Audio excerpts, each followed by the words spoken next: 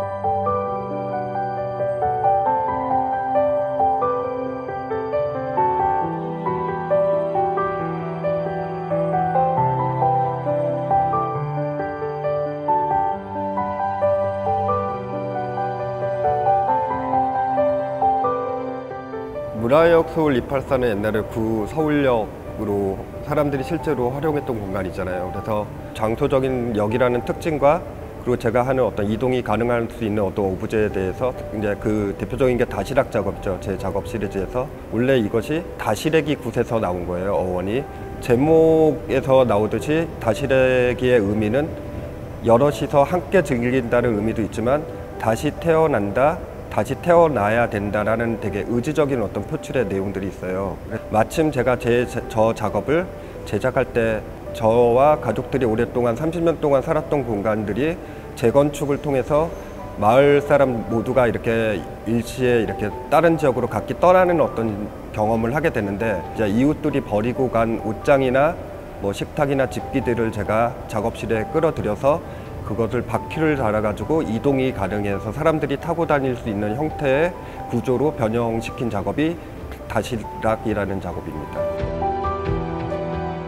그러니까 요즘 같은 경우는 공사장이나 아니면 재건축 현장에 시트지를 활용한 도안으로 벽면을 이렇게 장식하는데, 제가 어렸을 때 기억으로는 좀 비현실적인 어떤 풍경들이 이렇게 가벽이 그려졌었던 기억들이 있거든요. 근데 물리적 경계를 만드는 담이라는 어떤 구조와 거기에 이제 어떤 비현실적인 어떤 풍경들이 보여지는 어떤 산수화 이미지와 그 틈에 이렇게 생긴 균열들이 저한테 지금 현 상황과 어떤 주변의 환경에 대한 이야기에 묘한 접점으로 이렇게 작용을 하게 되었습니다. 그래서 이 이미지를 철거 전에 촬영을 해서 이것을 현수막으로 패러글라이더처럼 만들어서 유연성을 위한 연습이라는 작업과 이것을 이제 날리는 과정, 바람에 제가 저항하고 그리고 풍경들이 되게 유동적으로 펄럭이는 이 풍경들을 바라보는 어떤 과정을 기록 작업으로 남긴 것이 제 영상 작업인 바람이 불지 않는다라는 작업입니다.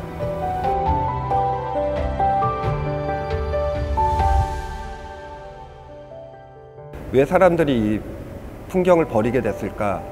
라는 어떤 질문에서 시작하게 된 거였었어요.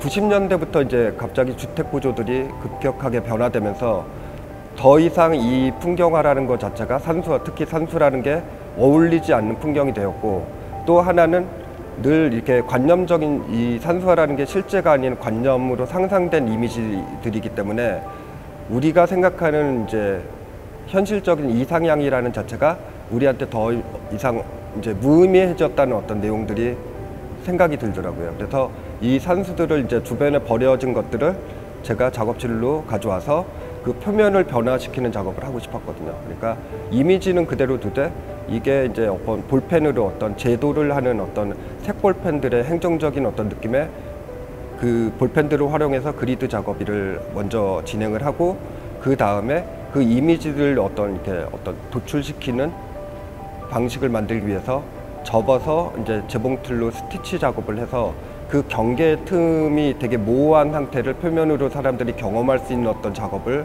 하면 어떨까 하면서 진행했던 프로젝트입니다.